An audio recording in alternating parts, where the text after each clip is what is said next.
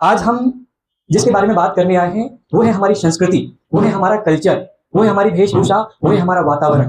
Right.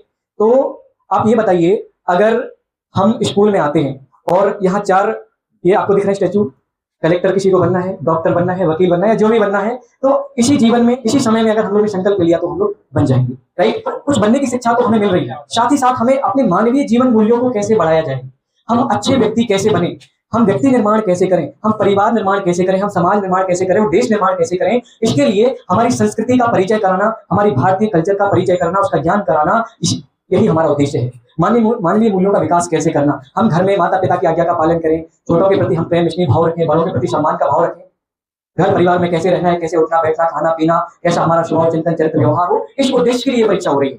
ये परीक्षा तो केवल एक बहाना है, मुख्य उद्देश्य हमारी भारतीय संस्कृति का परिचय कराना है। ठीक है ना। तो कैसे हम जब उठते हैं माता पिता के पैर छूते हैं, बहनें प्रणाम करती हैं, राधे राधे बोलती हैं, ये हमारी संस्कृति है।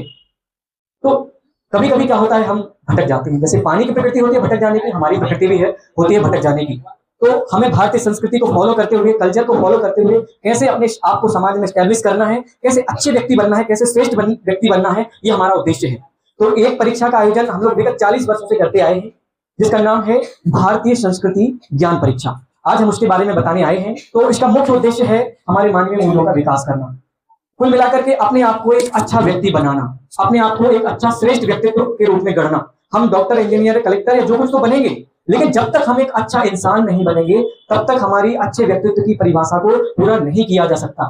तो इस परीक्षा में हम भाव भरा आमंत्रण, निमंत्रण, निवेदन करने आए हैं, एक आवेदन देने आए हैं कि आप इस परीक्षा में शामिल हों और अपने आप को सामाजिक मूल्यों में श्रेष्ठ बनाते हुए एक अच्छे व्यक्ति की, जैसे महात्मा गांधी, स्वामी विवेकानंद, ऐसे व्यक्तित्व का हम निर्माण करें।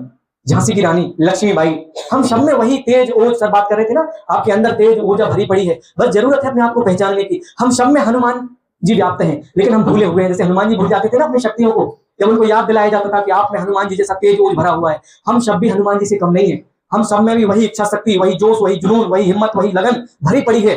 बस जरूरत है अपने आप को पहचानने की, अपने आप को जानने की। तो भारतीय संस्कृति हमें सिखाती है कि हमें अच्छे जीवन में जीना है, अच्छे व्यक्ति बनना है, तो हमें संस्कृति को फॉलो करना होगा, अपने गुणों को विकसित करना होगा, गुणों का परिष्कार करना होगा। तो इसकी एक छोटी सी एक सहयोग राशि है। तो अब हम लोगों ने इसका थोड़ा सा एक मूल्य रखा है, जैसे छपाई का मूल्य, पेपर का मूल्य, और सबसे महत्वपूर्ण बात, आपको एक बुकलेट दी जा रही है, एक पुस्तक दी जा रही है जो 40 रुपए से ज्यादा के मूल्य की है, जिसको आपको पढ़ना है। लगभग 2 महीने हैं, अगले 7 नवंबर को यह परीक्षा का आयोजन है, 1 घंटे की परीक्षा है, लगभग 100 प्रश्न रहेंगे। उसमें आपके उसी पुस्तक में से आएंगे, कुछ जनरल नॉलेज के भी उसमें प्रश्न रहेंगे। आपको पढ़ना है नित्य 10-15 मिनट, अगर आप पढ़ेंगे तो अच्छे व्यक्ति तो बनेंगे बनेंगे। उस परीक्षा के लिहाज से भी वो पुस्तक महत्वपूर्ण है और अपने जीवन को बदलने वाली है। कुल मिलाकर के परीक्षा तो केवल एक बहाना है, हमें अपने जीवन को उत्कृष्ट बनाना है, जीवन को गढ़ना है, ये उद्देश्य है।